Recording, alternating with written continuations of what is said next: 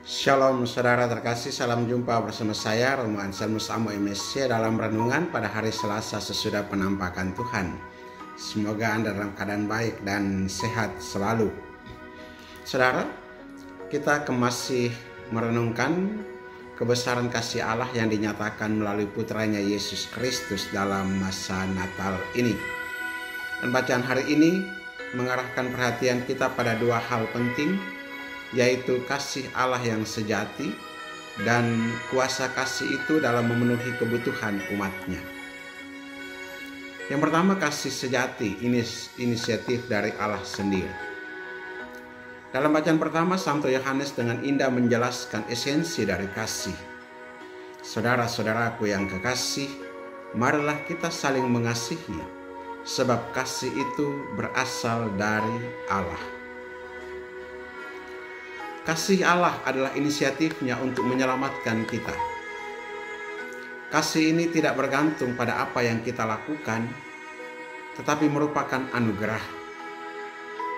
Santo Yohanes menegaskan bahwa Allah menunjukkan kasih-Nya melalui pengutusan Yesus Kristus sebagai juru selamat dunia. Kasih sejati adalah kasih yang memberikan, yang memberi dan berkorban. Allah memberi putranya demi menyelamatkan kita. Dan kasih ini adalah teladan bagi kita untuk saling mengasihi dengan tulus dan tanpa pamrih. Untuk kita renungkan, apakah kasih kita kepada sesama sudah mencerminkan kasih Allah? Bagaimana kita bisa menjadi saluran kasih bagi mereka yang membutuhkan? Yang kedua, Yesus Gembala yang berbelas kasih. Dalam Injil Markus kita melihat Yesus yang digambarkan sebagai gembala yang penuh belas kasih. Ketika ia melihat orang banyak, hatinya tergerak karena mereka seperti domba yang tidak memiliki gembala.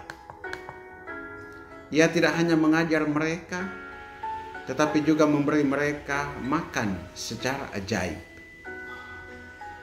Peristiwa penggandaan 5 roti dan 2 ikan mengajarkan kita beberapa hal. Pertama, Yesus memenuhi kebutuhan fisik rohani, kebutuhan jasmani dan rohani. Yesus tidak hanya peduli pada jiwa manusia, tetapi juga kebutuhan jasmaninya. Allah memberkati, yang kedua, Allah memberkati yang sedikit. 5 roti dan 2 ikan yang tampaknya tidak cukup diberkati oleh Yesus dan mencukupi ribuan orang. Yang ketiga, kasih Allah yang melimpah. Setelah semua orang kenyang, masih ada sisa 12 bakul penuh. Ini adalah simbol dari kelimpahan kasih Allah bagi semua orang. Saudara-saudari terkasih, mari kita renungkan, apakah kita percaya bahwa Allah mampu mencukupi kebutuhan kita, bahkan dari hal-hal yang tampaknya kecil? Bagaimana kita dapat berbagi dengan sesama, meskipun kita merasa memiliki sedikit?